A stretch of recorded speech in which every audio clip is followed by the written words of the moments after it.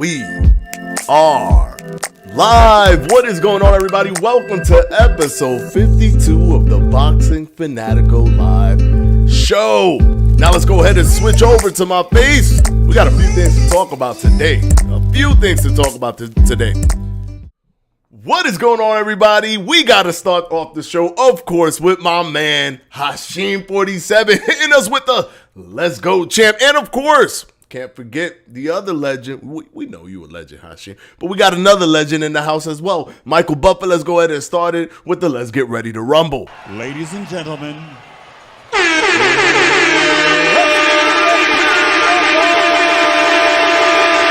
Let's get ready to rumble is right. What is going on, guys? How's everybody doing out there? We got Anthony Murchison here. Sup, bro? What's up, brother? All right, so we got to talk about a few things today.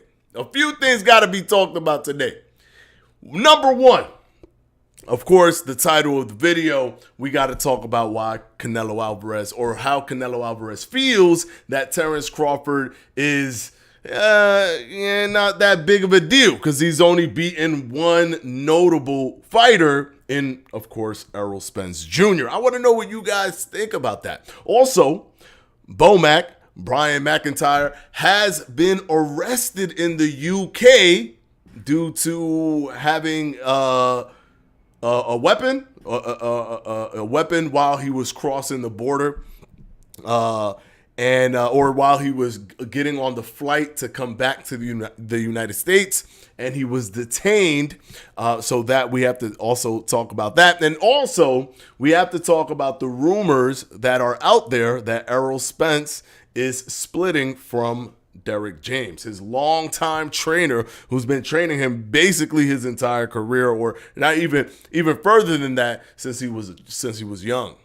All right, so hold on, let's see what you guys are saying. Let me get my seltzer water going too, because this seltzer water, LaCroix, man, they got the best seltzer water, especially the best naturally essence flavored, non-artificial flavored seltzer water.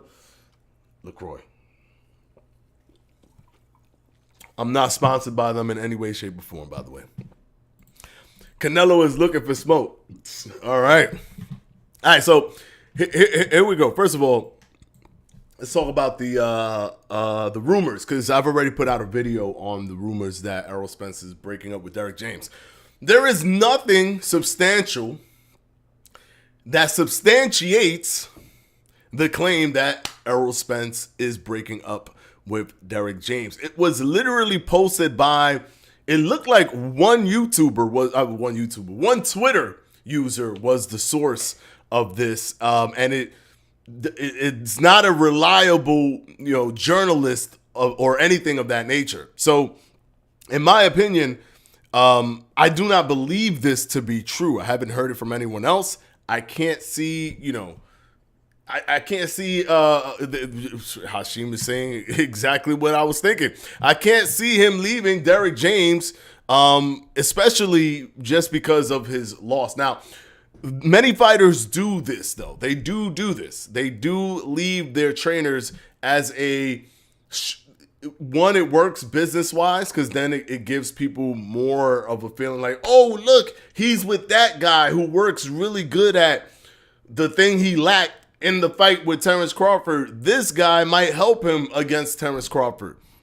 There's people business people know that they can swindle or bamboozle somebody to believe that, ooh, he works on this, so now he's going. But rarely does it pan out that the fighter acts differently enough at a high level that they're able to actually utilize these new tools given to them in the heat of the moment when things are crazy, while the other person is already basically like it's meshed into their brain. So now it's one of those things where it's more like for the optics than it is for actual substance, that he'll be able to utilize those tools to do well against a Terence Crawford with a new trainer. So in my opinion, his best bet is to work on the things that he lacks, but work on the things that you lack with the trainer that gives you the best chemistry, which is Derek James. I know it's probably not going to happen, but what if Spence wins? If Spence wins, then there's going to be a rematch at 154. That's basically what would happen. If he ends up winning against Terence Crawford, it will turn the entire narrative on its head about Terence Crawford and how good he is, about Errol Spence and how good he might actually be. And then there'll be a third fight, right? And the third fight will determine who's the best of the three. But whatever, if Spence wins, it will take away from Crawford's legacy, definitely. And it will elevate Spence's legacy from where it is right now after the Crawford loss. However, I do not foresee Spence winning this fight. This is going to just be it's going to be the continuation of the last fight that they had. It's going to be a continuation of the last fight. It's just going to be basically going to be round 10 moving forward. And I think Crawford will probably get him out of there earlier than he did at 147. If Spence wants to change styles, there's nothing stopping Crawford from adapting within 4 rounds. Yeah, that's another thing too, is that one thing that I said in my video is that Crawford is an adapting fighter. He adapts to your style. It's not so much that he might have an umbrella game plan, but his umbrella game plan is subject to the micro level of that game plan is subject to change depending on what Errol Spence is going to be doing that Terence Crawford has to do to take away any type of success that Errol Spence might have, right? So you might have a macro game plan, like let's take away his jab, right? Let's go ahead and take away his jab because that's his entry point. That's the thing that he loves to do. Let's go in there and take that away from him. And then you go in there and take that away from him by slipping and hitting him to the body. But when you slip and hit him to the body, he's hitting you with an uppercut. So it's very dangerous. Then you decide, okay, cool, I'm just going to step back when he jabs and then come over the top, right? Maybe like a little pull counter, right? Maybe not even step back, just throw myself back a little bit, come in. Oh, he's slipping and hitting me with the right. All right, cool. Now I'll just parry and then hit him with my jab. Or if I see him jabbing, I'll slip and jab to the side. You have an overarching game plan, but within the overarching macro, you have micro things, and how you work in the micro is probably one of the most important things when it comes to boxers, because this is what determines your success for your macro plan. With Errol Spence, unfortunately, he may have a macro plan, but he's not very efficient in the micro. So if his macro is, I'm going to throw a lot of punches, overwhelm him, use my jab to get on the inside, push forward, keep my engine going. If that's his macro plan, his micro is simply to do the macro, as opposed to let's work on this. Let's work in this field and see what's going on. What do I need to do to be able to do my macro? While with Bud Crawford, it's not the case. Bud Crawford is an adapting fighter, and he's just going to adapt to whatever Errol Spence does. One of the things that I've said too is that Errol Spence could look at the tape all day long. We don't even know what other things Terence Crawford would do to Spence if Spence was to adjust to the things that Terence Crawford was doing, because Terence Crawford did not have to adjust to that other level. He just needed to adjust right there to where he made it, which took him about 2 rounds, and then he just took over the fight.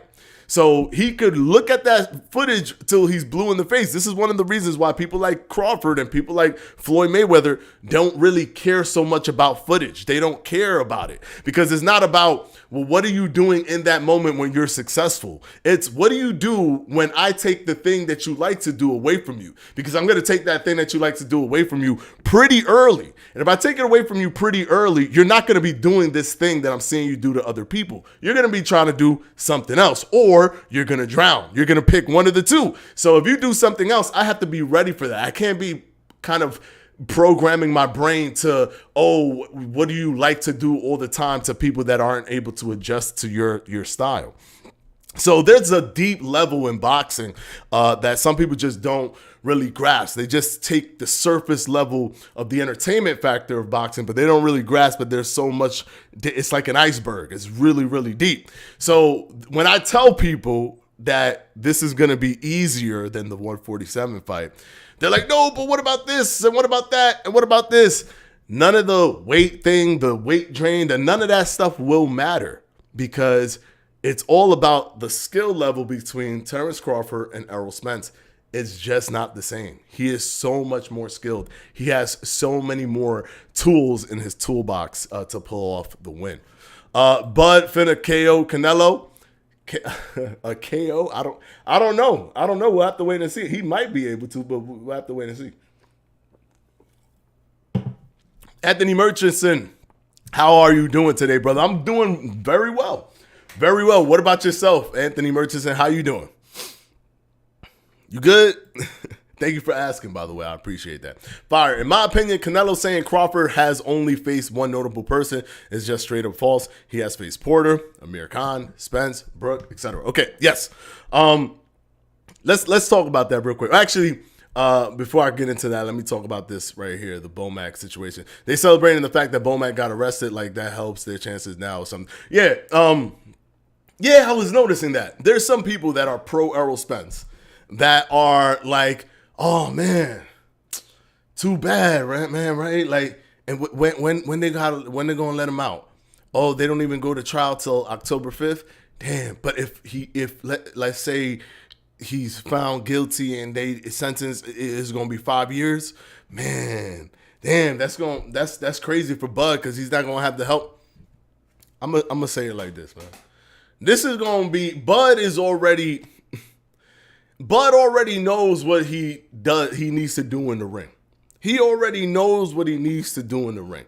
Can the trainer help keep him a little bit sharper around the edges? Sure.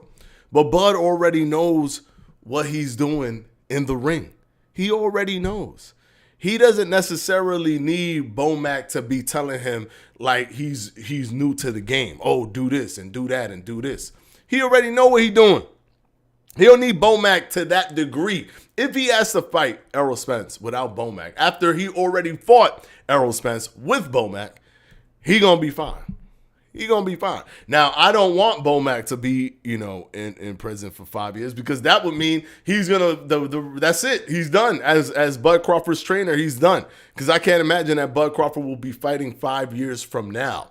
So basically, Bomac won't be there for any of the big moments when he fights Canelo, when he's in his retirement fight. He won't be there for any of the big moments. So I think that in and of itself is not good, right? Especially since he was there for so long. I would hope that something is done. Hopefully they see that it's an honest mistake.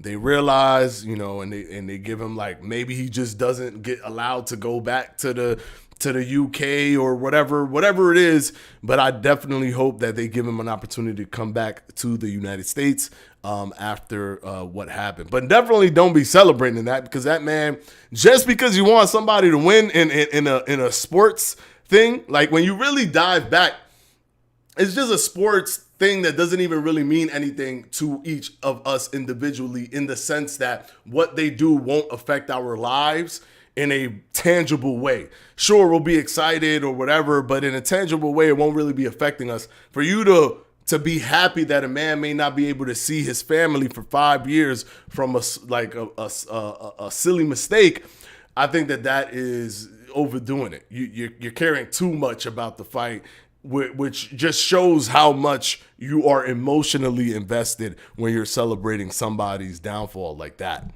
All right, fire. Crawford versus Spence 2 is just going to have the same outcome. Crawford has already TKO'd him before, so if he fights him again, he will feel more comfortable against Spence as this is the second time. Yeah, not only is he going to feel more comfortable, he's not going to have the fear of the power because he felt it already. The timing, he's going to have that down already. His tendency, he's gonna have that. It's so much he already has locked down. It's just gonna be like a little bit of a adjustment period of adjusting to the moment because he hadn't fought him in a few months, and then it's just gonna be the same, the same old a story that we saw from starting from round 3 or round 2. So yeah, it's not gonna be that big of a deal. Not your average 10K. Spence should have won, but Terence Crawford was just on a different level that night, and I give bro his credit. Man's dominated the fight all the way through. Yes, 100%. I'm good, just working out. All right, brother. All right, so I got you. You got me on the headphones. I see. Decian Smith, Charlo's going to shock the world. Ooh, okay. All right. So you think Charlo's going to beat Canelo Alvarez at 168? Is that what you're saying, Decian Smith? I personally do not think that will happen. I think that Canelo has enough ability to beat Charlo. Hold on. I like Canelo, but I can't respect him dissing Bud's resume, especially when his own resume is literally covering controversy. All right. So here's the thing. One of the things is I hate the resume talk. I just hate it. I hate it. It's like, here we go again.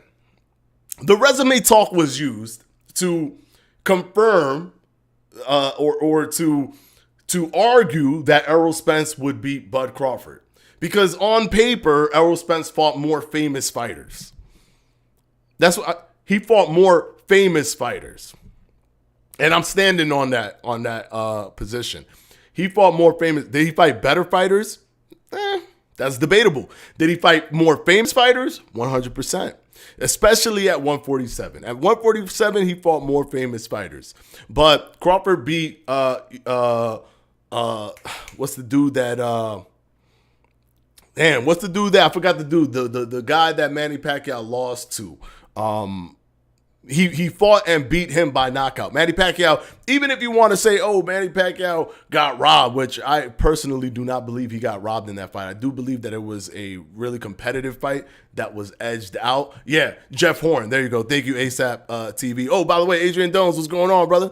What's going on? I'm talking about Jeff Horn fire. So if he beat and knocked out Jeff Horn, so even if you wanted to take it to the point of like, man, he got robbed or whatever, cool. But he knocked him out. So he still, even then, in that respect, he did better than what Manny Pacquiao did. He also beat an Amir Khan, right? He also beat a Kell Brook that, yes, he beat an older Kell Brook than Errol Spence, but Errol Spence beat a Kell Brook coming off of his first loss, while Crawford beat a Kell Brook after 3 consecutive wins.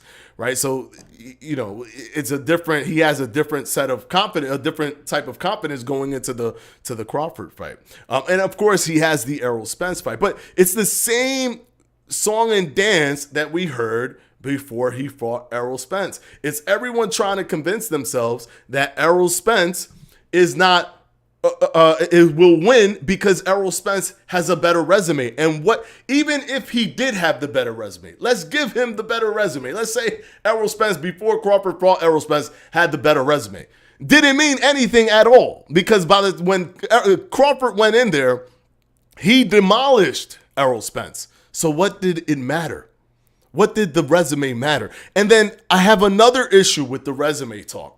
Especially if it's coming from the fighter. Canelo. Seriously. You can't, the thing that is always, this is the resume paradox. This is the resume paradox. The resume paradox is the fighter says, who have you fought? Which is insinuating that he doesn't want to entertain, or you're not worthy of fighting him because you haven't fought anybody good. But then you fought other people that have resumes that aren't even close to Terence Crawford. Ryder's resume, John Ryder, is nowhere close to Terence Bud Crawford's resume.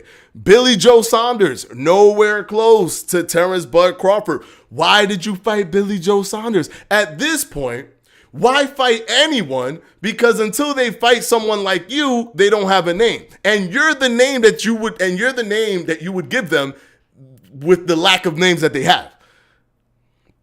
It's like the credit card company. We're back at the credit card company where, hey, listen, I want to open a line of credit. All right, cool. Do you have credit? Nah, I don't have credit. I'm trying to build credit. So for me to do that, I'm trying to buy different things, a house and cars and stuff. But I can't start that until I start a line of credit. Well, we can't start a line of credit for you until you got credit. So when you get credit, then come back so we can start a line of credit. But if I don't start the line of credit, then I can't build credit. It's just, the chicken before the egg. I can't do it first. Like, how do I do it before I get it? Like, there's no way. It's the same circular logic. He's not fought nobody. Okay, cool. You fight people that don't fight nobody. And you have no problems with it. It's only when famous fighters want to fight you, all of a sudden, that's when that matters. And number two, if he fights you and wins, he would have then fought another person that is a somebody. So why not give him that opportunity? That reasoning just never, ever, ever, ever makes sense to me. It just never makes who have you fought never makes sense to me. It didn't make sense to me with Errol Spence, and it just doesn't make sense to me with Canelo Alvarez. And now Canelo's using Canelo Alvarez himself said that when he saw that Errol Spence was going to fight Crawford, he knew already that Crawford was leagues above Errol Spence. But Errol Spence had the better resume on paper. So if it was based off of who have you fought, why would you assume that Crawford would do better than Errol Spence? Because he knows it's not about who have you fought. It's about the actual skill of the fighter. It's about how good the fighter actually is. So for Canelo to come out of nowhere now and start saying, well, who has he fought? To me, is just, it's a little frustrating because it's so many plot holes in even making that statement. I literally just gave you 3 plot holes in making that statement. The fact that he thought Crawford was better than Errol Spence before they even fought, even though Errol Spence was considered to have the better resume than Bud Crawford. The fact that he fights people with no resume in comparison to Bud Crawford, it doesn't make any sense to me. It just doesn't make any sense. I can't stand that circular, or not that circular, that illogical excuse when it comes to, well, the person hasn't fought anybody. And then there's the other thing where it's so easy to discredit people simply because they didn't fight a famous fighter. Victor Postol was undefeated, had beaten the likes of somebody like a Lucas Matisse. And if you were in boxing during the time when Lucas Matisse had like a 1 loss, the dude was an animal. He was a beast. That whole thing was shut down when he fought Danny Garcia in the undercard of Floyd Mayweather versus Canelo Alvarez. But Lucas Matisse was being perceived to be one of the hardest hitting fighters with good technical skills and basically applying all of that to be able to defeat you. And Victor Postol beat him. And then Terence Crawford destroyed Victor Postol. The fact that Terence Crawford went to the UK to beat Ricky Burns in his hometown, outboxed him in his hometown. I mean, we could play I think his resume is actually good and I think yours is bad all day long, because people do that in boxing all day long. I could look at any single person's resume and just chop it to bits. In my opinion, Floyd Mayweather has one of the best resumes in the history of the sport. One of the best resumes in the history of the sport. And I know I get a lot of flack from the old school people that like old school stuff and all this stuff. But if you realistically look at it, Floyd Mayweather beat 23 world champions. I think he beat like 19 world champions in a row. Some crazy number that has not even been, no one has even come close to it. So for Floyd Mayweather to beat all these guys, and there was notable famous names on top of all of that, but for Floyd Mayweather to beat all these guys, he has one of the best resume of all time. People still try to act like his resume is trash. People still try to act like his resume is trash. But his resume, one of the best resumes of all time. If we're looking at it unbiasedly, if you're looking at it realistically, if you're not just hating on the fact that you thought he was boring or he beat Manny Pacquiao and that was your guy, if you didn't care about any of that stuff and you just looked at it with no bias, you'll be like, man, this dude be what? De La Hoya, Shane Mosley, Juan Manuel Marquez, Canelo Alvarez, like Diego Corrales, Hernando Hernandez, Angel Manfredi, Arturo Gotti, Diego Corrales, like the Miguel Cotto, Manny Pacquiao. Like the list goes on and on for how clean his resume is. But people still say, oh yeah, but you fought that guy when he was too young. You fought that guy when he was too old. You fought that guy coming off of a loss. You fought that guy coming off of a win, so he had false confidence. Like I've heard that argument. He had false confidence, so he overcommitted because of his win. His win made him think that he was going to do well. That was an argument that people were saying with Shane Mosley, because Shane Mosley had beaten Antonio Margarito.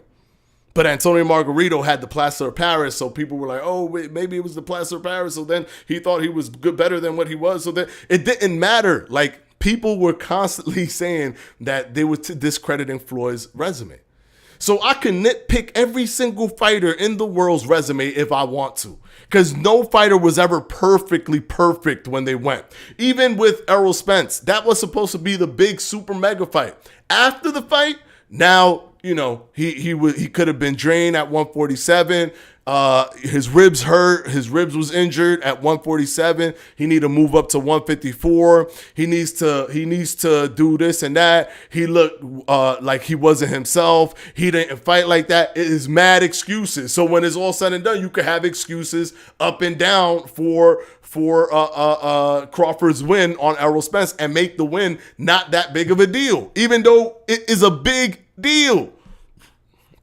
One thing that I hate is that when somebody completely destroys somebody else, people are always looking towards, why did this person not perform good? As opposed to looking at the person who made him look like that and say, oh, maybe he performed as best as he could, but this person was just so much better. No one could ever truly say that. People say it for a short, brief period of time, and then they move on to, well, maybe it was this, maybe it was that, maybe it was this, maybe he needs to change trainers, maybe he didn't. No, maybe, especially according to CompuBox, as Errol Spence threw more punches than Bud Crawford, so he was still on track to be Errol Spence, the punching guy that doesn't stop punching nonstop. Maybe that guy just could not get through to Crawford doing the things that made him gave him success his entire career. Why can't that be the case? Why can't that be the case? But it never is. Nothing's ever clean. And if you don't like somebody, you could just muddy the waters as much as you want. You could say all the fighters that they fought didn't really matter. I could say that for Canelo Alvarez. Heck, the Manny Pacquiao fans that hate Floyd Mayweather, I could say Manny Pacquiao was the catchweight king. Everybody he fought was a catchweight. He really didn't win all these divisions because he made people do catchweights. He didn't actually fight them at the official weight class. We could do this all day. All day. So the whole resume stuff becomes subjective because of the muddying of the waters. The only thing that really matters is, do you think that he is skilled enough to face you? That's the true question that needs to be answered. That's how the questions should be framed. Forget about the fighters that they fought in the past. Forget about all that, because we've debunked that. We've debunked that stuff. Because Crawford even said something that made even more sense. Sean Porter had a better resume than both Errol Spence and Terence Crawford. And both Errol Spence and Terence Crawford beat Sean Porter. So what does resume even matter? Why do people still are so stuck on the resume situation? The only reason you will be stuck on the resume situation if you don't confidently know how to tell if somebody's better than somebody else by simply looking at the way that they perform. By simply looking at moments when they're in trouble and how they react. If you can't just look at a fighter and know if a fighter is better than another fighter, you're going to latch on to all this resume stuff that's been proven time and time again that it doesn't matter. How many times has A fighter fought B fighter, beat him, but then A fighter loses to C fighter and then B fighter beats C fighter? That happens all the time in boxing. Resumes don't matter. They do not matter as much as people want you to think that they do. They do not. Because if you want to argue that Errol Spence had a better resume than Bud, fine. Look what happened. It was probably Bud's best performance in his entire career on the biggest stage. And he's beating a lot of guys up. So that's saying a lot.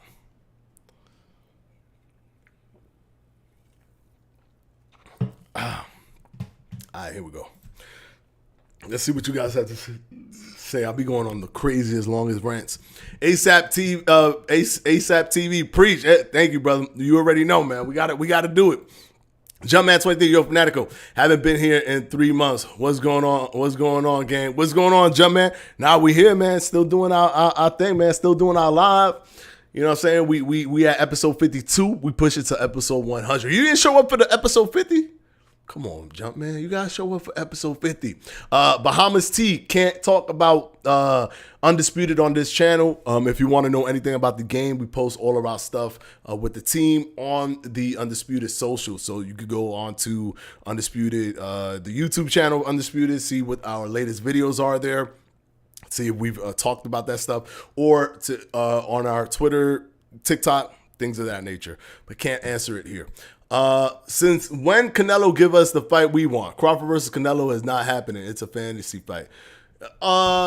He gives it to us. We got the Gennady Golovkin fight with Canelo. We got the Floyd Mayweather fight with Canelo versus Floyd Mayweather. We got the fight versus Caleb Plant that happened with Canelo. So he gives us the fights. We're going to get the fight. It's too big. It's too big not to happen. It is all obviously dependent on what Crawford does versus Errol Spence at 154, but I do believe that Crawford will beat Errol Spence at 154, and he will, if they let him fight for a belt at 154, right? If it's like a vacant belt that they do, and they let him fight for a belt at 154, then I think that he would be able to claim that he would be 3, 4. He could be 5 division champion with 3 of those divisions being undisputed, which would actually be pretty sick if they let him do that. Because I think 5 different weight class, I think that's what Floyd Mayweather did. So he would even tie Floyd Mayweather in terms of the weight class domination. Because Floyd never became undisputed in any other weight classes, but he won the world title in 5 different weight classes. So I think that'll be a big deal for Crawford. He could use that and then move up to 168 and just hop, skip, and a jump, above 160. The streets won't ever forget prime Lucas Matisse. Yeah, man. Lucas Matisse was a beast, bro. If you were watching boxing at the time when Lucas Matisse was out, he was beasting. The whole thing came to a little bit of a halt when he fought Danny Garcia, but he was beasting. And Victor Postal beat him. And Terence Crawford went on and beat him. Terence Crawford also beat an undefeated Yuriorkis Gamboa. None of that stuff is easy to do. None of that stuff. They was calling Victor the boogeyman. Yeah, he was undefeated until he met up with Bud Crawford. Bud Crawford ain't never turned no fight down. He ain't never turned a fight down. He was trying to get the Manny Pacquiao fight. It was because of the pandemic that fight fell through. But had that pandemic not happened, he would have been fighting Manny Pacquiao. We would have seen a Manny Pacquiao-Terence Crawford fight somewhere in 2020. Believe it or not.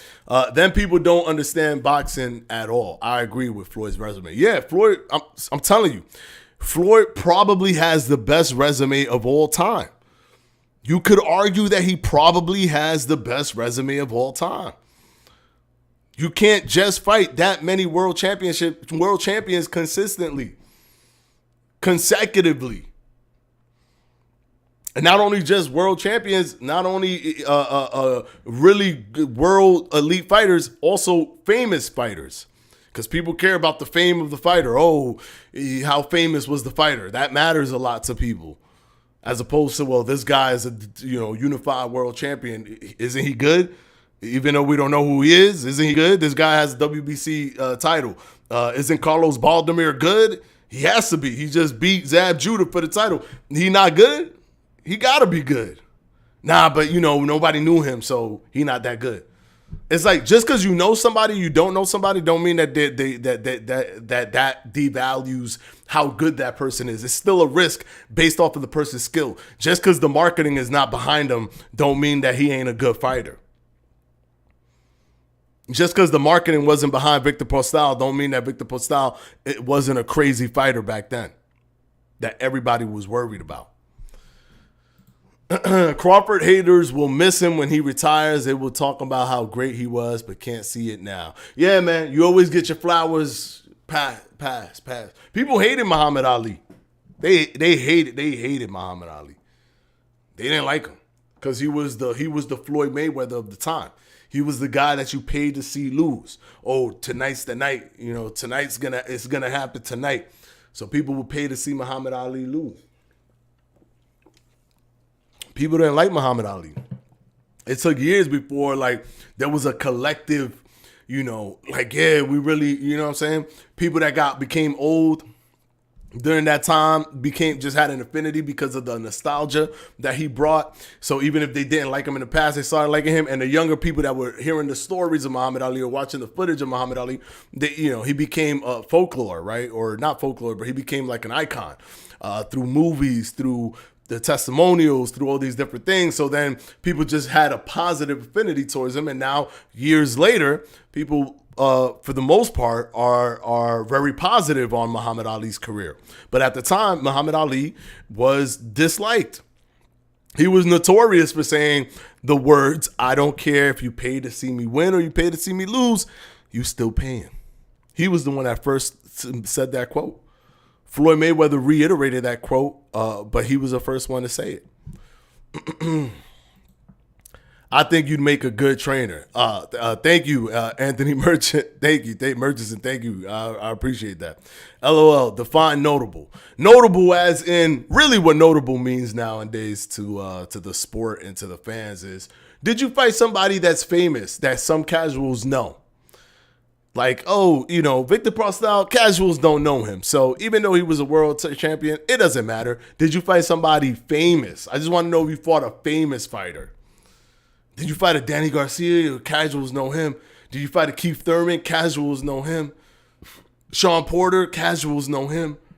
Notable and who have you fought has now just been put synonymously with is the person famous or not. And because of that, I do believe that Terence Crawford has an aggressively underrated career. His career is pretty underrated. I mean, they had to do mental gymnastics to try to say that Spence has a better record. Oh, at 150-47, what did he do at 147? This is the same thing that they're doing with Shakur Stevenson now. Well, what has Shakur Stevenson done at 135? Relax. He just got there. Relax.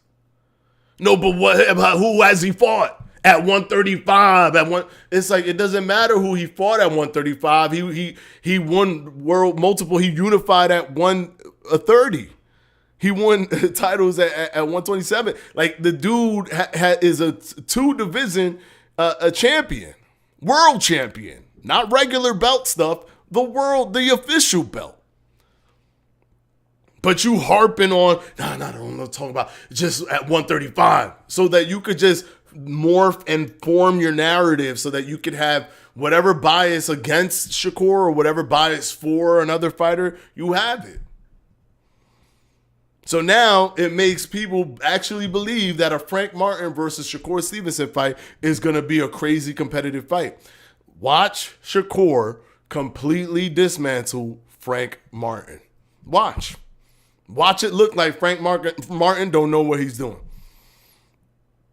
Y'all heard it here first. Like, you guys are looking at the dude that is at an 8-fight prediction streak right now. 8 fights. 8. Because I don't go off of did they fight famous people. I go off of their actual skill and analyzing how they fight versus the other person's actual skills, analyzing how they fight, and then what happens when they come together. And making a sound prediction based off of that. Lately, Canelo have not been using his movement and jabs. He only stalks his opponents and tries to land a big punch. Charlo's going to test his chin all night. It should be fireworks for sure. Now, one thing I would say about Canelo is I don't think that Canelo ever had good footwork. I think his footwork was always bad. Always. Like, he has cement feet, always has cement feet. So what one of his greatest things is his upper body movement was really good. Really good. So because it's really good and his feet don't really work, no knock on him. Everybody got something that they don't do good, right? Everybody, even the elite fighters, there's people that they got certain flaws, right? Like even Crawford could be goaded into a firefight every once in a while. So everybody got little things that is not perfect, right? And with Canelo is his feet. His feet is just not good, but his upper body movement is really good. His reflexes is really good. But that will go with wear and tear and age. So we don't know when he's going to start to age, and that's going to start to rear its ugly head, that he's not going to be able to move as snappy as he does with his upper body movement. But the good thing is he stalks, he gets inside, he doesn't really move his legs, but when he moves his upper body, he's within range to counter immediately. And that gave him a really good advantage. So we're going to have to wait and see. I do believe that Charlo can get flustered easily. I don't think that Charlo is a slick fighter either. Charlo is more of a action fighter, come forward fighter as well. So that's going to play into the hands of Canelo Alvarez. And then I think that Canelo Alvarez is going to be able to basically pick his shots and maneuver on the inside with Charlo, and he's going to be able to overcome Charlo. Especially, he has the weight advantage over him. So that, granted, I'm notorious for saying that weight doesn't really matter, but it's not a thing that Charlo has on his side. It's something that Canelo has, and I don't think Charlo has the skill level to completely overcome that. So I do think that Canelo Alvarez will beat Jermell Charlo it's almost here, man. That fight is almost here. That's crazy. But yeah, I do believe that he has the skill level to beat him. What do you think about the Snack Founder, the program that Shakur and Haney, Bud, and others are on? They're not on a program. They're just sponsored by Snack. That's all it is, bro. Like, it don't mean that you on the thing. It mean that you getting paid. You getting money for it. That's it. Like, I wouldn't look too deep into people, just using a thing. The thing that matters more if someone's using PEDs is what are when they're drug tested, what are the results? That's what matters more than anything. What's the results? Oh, they came up clean? Okay, cool.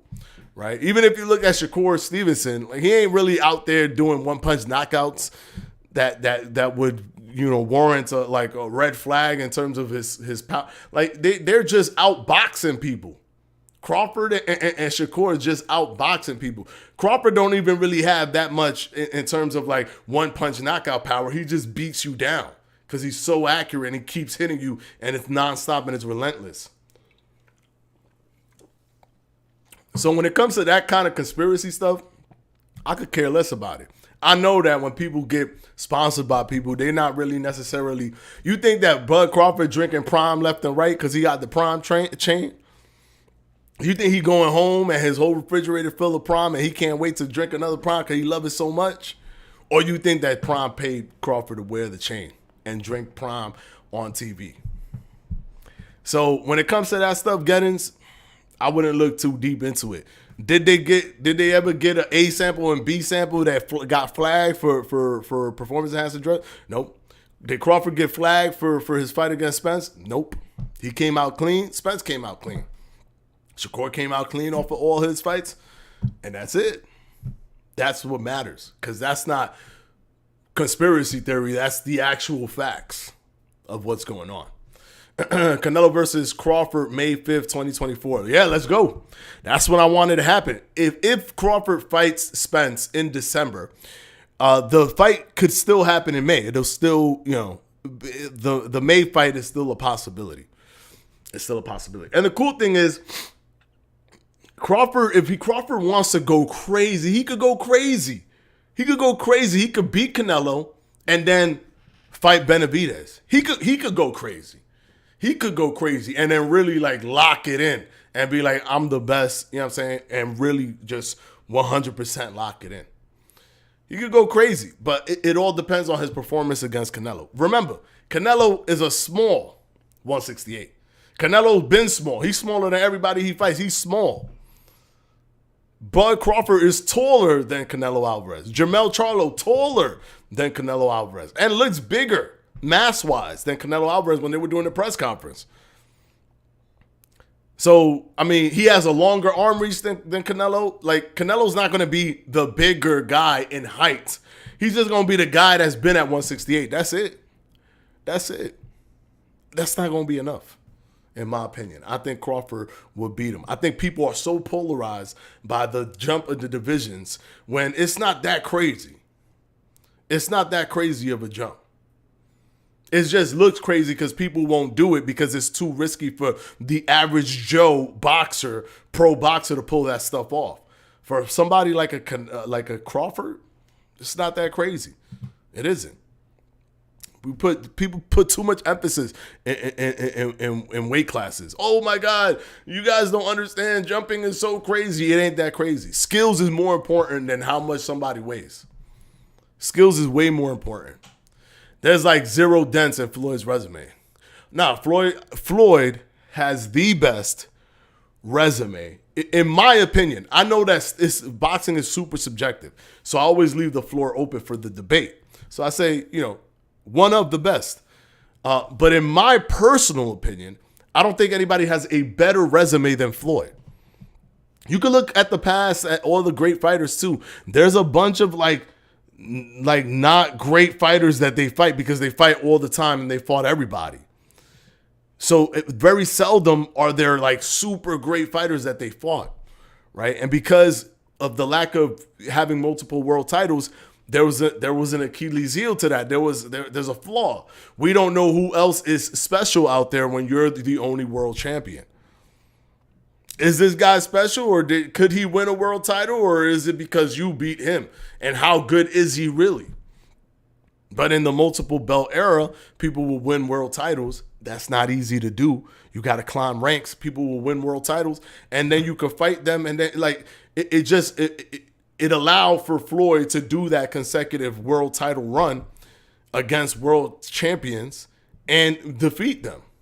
And we knew, hey, this guy's good because he went through the rank system and became a world champion. So Floyd's resume is, in my opinion, probably the best resume in boxing. Probably the best resume in boxing. And the man did that best resume in boxing without losing a fight. That's not easy. Who was one of your favorite non-famous boxers? Edwin Valero, I would say, is my favorite non-famous boxer. Maybe you could argue that he's famous, but he wasn't that famous. Edwin Valero, if you haven't seen, look him up. Of course, what he did after the fact, that's just a tragedy. I wouldn't, I don't condone that. I'm not attaching myself to what he did. But I am, saying that his performance in the ring, the man had 19 wins straight by knocking out every single person in the first round. He had his first 19 fights was 19-0 with 19 knockouts, all in the first round. Then he ended up just knocking people out and then went up to 27 wins with 27 knockouts, no losses. And the dude was like beating Antonio DeMarco. He was beating like top tier guys and still knocking them out and outboxing them at the same time. I think Edwin Valero, of the people that he's famous for the wrong reasons. Yeah, that's why. When he was active, he wasn't really famous like that, but he was really the dude that I think he was one of the best fighters that people just never really knew about. Had he been able to, like, they were planning to get, the trajectory was for him to fight Manny. Had he fought Manny, we would be in a different we would be in a different parallel universe or a different timeline where Floyd probably ended up fighting Edwin Valero. and honestly, that would be a tough one for me to decide who would win that one. That's how good Edwin Valero was. You guys should check out Edwin Valero if you haven't seen him. How you the big fish and you end up being the easiest fight? Well, one thing can be said is that Crawford has prepared himself for that moment all his career, right? There's so much that was built up inside of him. There's times where boxers fight someone and you would be like, well, why did this guy give him trouble? And it's really sometimes because of the lack of motivation of fighting this person, right? Maybe they didn't really care that much. So, you end up seeing them not perform that well. But with this fight, I think this was the fight that was on Crawford's mind for 5 years. So when he finally got in there, it just all came out, right? 5 years. The psychological buildup of 5 years all came out right there in the ring for Crawford. That wouldn't even be close. Shakur will destroy Frank Martin. Yeah. I'm watch, guys. It's gonna be Shakur. It's gonna be Shakur. The same way when I said Shakur was gonna destroy Jamel Herring, everybody was like, "Man, you don't know what you talking about. He's a world champion. He's this. He's that. He held his own. He beat Carl Frampton. Like he was outboxing him. You don't know what you. All right, cool. He fought him. Boom." I was saying Shakur was that guy before Shakur even fought a Jamel Herring. Before Shakur even went pro, I was saying that he was that guy. Shakur versus Devin might be Bud versus Spence all over again without the stoppage. Oh, you mean the saga? Maybe. We'll have to wait and see. Hopefully Devin doesn't lose on his way to doing this saga, but I don't know. It might be. We'll have to wait and see. I would love to see Shakur fight Devin Haney, but that just seems so difficult because it doesn't feel like Devin Haney wants that fight to happen. It really doesn't. Offering 25% is just, that's a political duck, in my opinion. And giving it no wiggle room for negotiations. That's a way, like, it's very clear that there's not an attempt to actually make this fight happen. There's just you said no to this one thing? Okay, cool. Without a contract being written up. Just, this is the number. What do you want to say? That means there's nothing. They don't even take it seriously enough to have a lawyer write up an official contract. They're just going to call somebody and say, hey, this is the offer. And then they're going to be like, before we write the contract, this is the offer. You want it or what? And then they're going to be like, nah. And they're like, all right, well, okay, cool. We're moving on. It's like, whoa, bro, it's a negotiation, bro. We're supposed to be negotiating. I'm supposed to say, that's too low for me. What about this? And you're supposed to say, that's too high for me. What about this? That's what it's supposed to be. But that's not even what he wanted to do. So, yeah. Canelo's main issue is his stamina, then his stone feet. I don't know. I don't know if it's so much his stamina. He doesn't have super bad stamina, in my opinion. I think his stone feet is really his biggest problem. And, with some fighters that are good on their feet, that rears his ugly head. With other fighters that are not that good, usually the come forward fighters, he could shine a little bit more. Because he doesn't have to do so much work, because he's not really trying to get away from you. He's trying to come at you, right? So that's why we've seen him have problems with people like Erislandy Lara, Austin Trout, right? Floyd Mayweather, notoriously, he lost to Floyd Mayweather. So, yeah, I think it's not so much his stamina. He doesn't really get tired per se. He just doesn't have good footwork, and that always comes back to bite him when he's with a fighter that's a good mover. Will you be streaming the Shakur Frank Martin fight? Probably. You guys want me to stream to do the fight along with that fight? I could do it. If they fight, I could do it. I think I'm gonna do it for the Logan Paul, Dylan Dennis, KSI fight, because that's easy. I know my friends are not gonna come over for that one. But if my friends come over, for like a Shakur fight or something. But maybe they won't come over for Shakur versus Frank. They'll probably come over for Shakur versus Devin Haney or something like that. But Shakur versus Frank Martin, maybe not. If they don't, if there's no one, coming up, then I'll go ahead and do it. But it's up to you. I want you guys to let me know if you guys want me to do it. I gotta know if y'all want me to do it first before I, give up the comfort of sitting in my couch that I've been doing for years watching boxing to commentate on the fight, right? I mean, I would love to hang out with you guys, but I need to know that you guys are gonna show up. Y'all boys know I'm back in Canelo. AP, whatever. I know you are, bro. I know you are. It's all good. That's the beauty of boxing, man. The beauty of boxing is that nobody has to have the same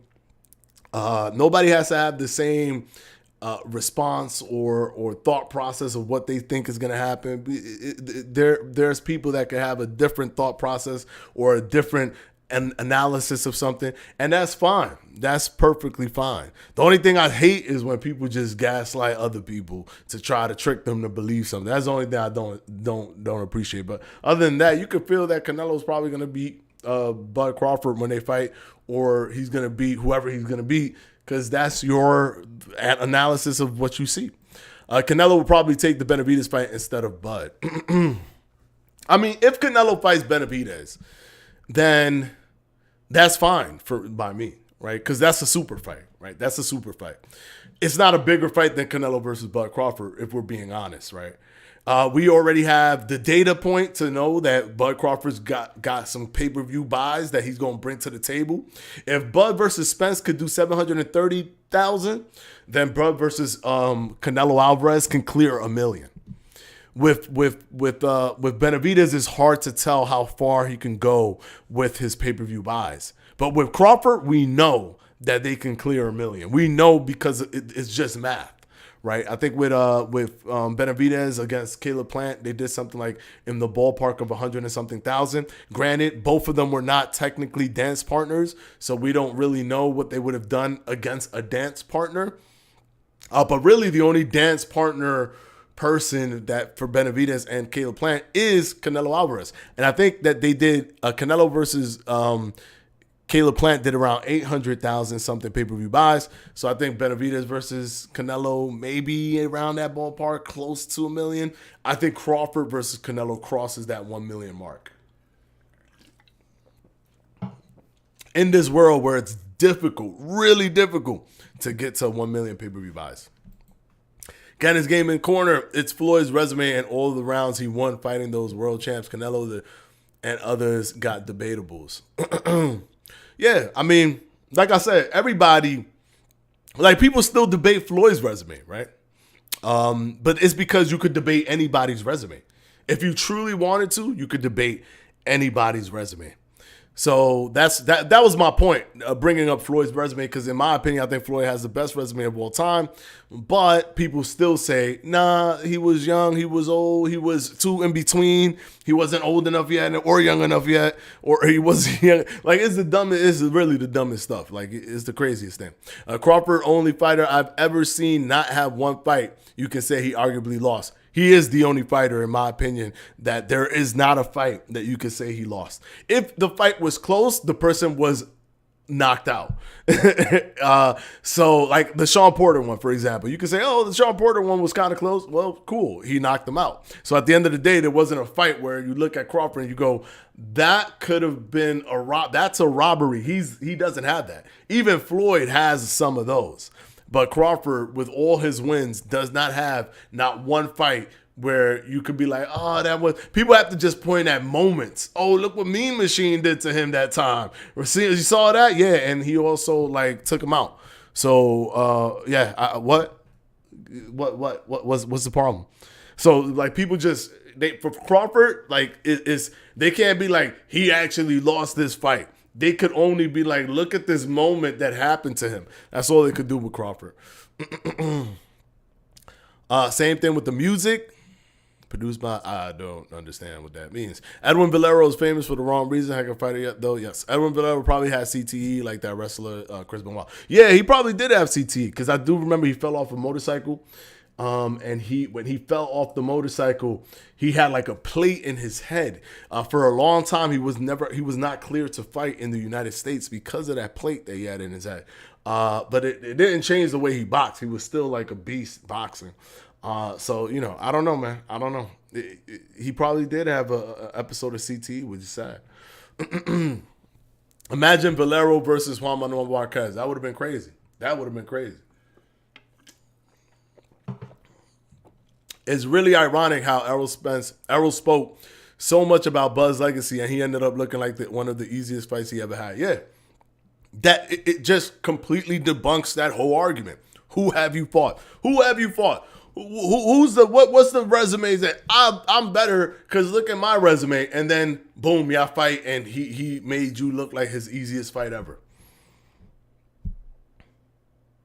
It's a ridiculous talking point.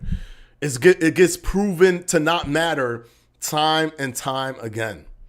But that was the whole selling point for why Errol would beat Bud Crawford, was the resumes at 147.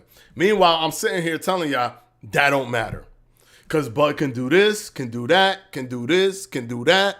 Go look at my prediction video of Bud Crawford versus Errol Spence.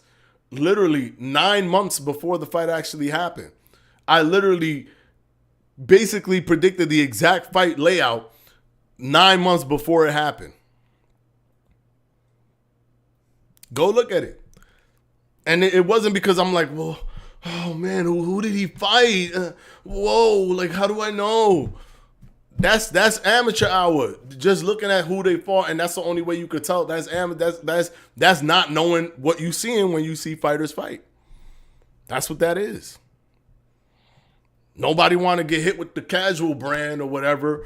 And I'm not gatekeeping nothing, but to be honest, if you cannot look at a fighter, it's the same. It's the reason why I could look at Shakur when he was in the Olympics, when he was doing his pro career. He just started out getting a few wins. I already knew that he was a really elite fighter before he even got to where he is now. Because I could see a fighter and I could tell how good they are from the things that they do in the ring. If you only could go and look at resumes to make that determination, you don't know what you're looking at when it comes to boxing. For all the people that predicted Errol Spence was going to win because of the resume, you don't know what you're looking at when it comes to boxing. When it comes to the actual understanding of what is happening when a boxer is boxing. You don't. Because it wasn't even a close fight. You were way wrong. It wasn't even a close fight. It was a complete one-sided domination.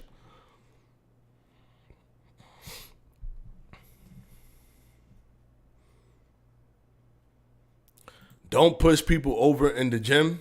Don't know what that means. Spence versus Crawford was so hyped up and ended up being disappointing because it wasn't even close. It wasn't disappointing. It was a fun fight to watch. It wasn't disappointing. It was a fun fight to watch. Frank is going to have to fight out of his mind to stand a chance versus Shakur. He just won't. I'm telling you, he won't. Shakur versus Devin is a fight NyQuil should sponsor. Forget Prime, Snooze Fest. No way. That'll be a beautiful fight. I think it would be amazing. There'll be a good high-level fight that Shakur will be dominating in, but I think it will be a really good fight. LMAO, here you are talking about Dev. They're going to fight when the time is right, just like Spence and Crawford. Well, let's see when the time is right. Let's see when they finally do it. I guess the time was right for Crawford to fight Spence. They've been trying to fight each other, but whatever. Let's see. Let me try to get through these last ones before we close out. Didn't Devin's dad get exposed for saying they're going to run to 140 when Shakur got to 135 running from another man? It's crazy. Yeah, he did. They put out the video. He said, Shakur been that dude.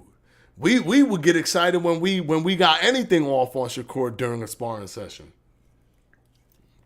We played the audio here on one of the Boxing Fanatico Live episodes. I think maybe 3 episodes or 4 episodes back. Yeah, they was on that, and then they were like, "Yo, if that's why I always told Devin, if 130 get hot, we ready to move to 140." It's like, what? Okay. I mean, 135 had Lomachenko in it, and he was still in there. It had Teofimo, he was still in there. So it wasn't hot. They didn't move to 140 until Shakur coincidentally showed up. Tank was already at 135. So these guys was already there. What made it hot all of a sudden that you have to move to 140? Oh, Shakur Stevenson. So it was very using the circumstantial evidence of what happened, also what he was saying. You could put two and two together, and he's talking about when it gets hot means when Shakur show up. Let's go. If he can't even negotiate a blank check, that's a duck. Wait, what? If he can't even negotiate a blank check, that's a duck. I don't even know what that means. Alien, and cow. I don't know what you're saying there. Spence Crawford was not a disappointment. It was worth every penny. 100%. I enjoyed it. I loved it. Yeah, let's have another stream party like we did for Tank and Ryan Garcia. Okay, cool. I'll be there for this if you stream the fight. All right, cool. I have had that half my life, big deal. I have had that half my life, big deal. I do not know what Matt Marcolina is talking about. I wish I would have been around to watch Chris Eubanks Sr. fight. Dude looked like he was very entertaining. Yeah, he was. Canelo to Andre, you fight nobody. Horrible fighter. He had a belt. He called you out in person. If he a horrible fighter, take his belt. It's why I can never be a... See, that's just one of the things where it's like sometimes the fighters just echo what the fans are saying, but they don't realize that they're creating a paradox in the fact that they fight a John Ryder.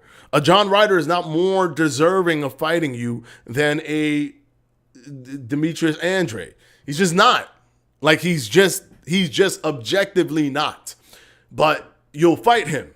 And then I guess what? Demetrius Andre is too popular. So he's popular enough for you to say who have you fought, but he's not popular enough to fight him because he hasn't fought anybody. It's like you're picking and choosing. You can't just get a John Ryder win and then say something like that to a Demetrius Andre. That's my point. All right, we're gonna go ahead and end this stream here. We went above the time for 6 minutes. It's all right. We go above the time every once in a while. And I also like to try to go through a lot of you guys' discussion here because I want you to get your questions in. I want to get your questions in on the show. All right, but like always, hit the like on your way out. If you haven't, it helps the channel tremendously. People will come back and watch this video on demand after the fact because it'll live here on Boxing Fanatico. So people can still watch this video. Hitting the like will help the video tremendously. So hit the like if you can. Also, hit the subscribe button, hit that bell notification button, and hit all notifications so you know when we go live and when we put out videos. We've been putting out a lot of videos here on Boxing Fanatical. We're also going to be talking about the new UFC game, UFC 5. So they're going to drop a trailer on Thursday, so we'll be able to talk about the trailer here and kind of break down the trailer, take a look at the trailer and all that stuff. So if you guys are interested in that as well, hitting that notification, hitting that subscription button will let you know when that video goes out. And I'm breaking news also all the time here on Boxing Fanatical. And if you want breaking news stuff, or not breaking news, but I'm talking about news that broke. If you want that stuff in an easy to find location, we put it on here as well. So subscribing will definitely be to your benefit, and also hitting the like to help the channel continue to grow. We're live every Mondays, Wednesdays, Fridays, 7 p.m. Eastern time to 8 p.m. Eastern time, and we will see you on Wednesday. Peace out, guys.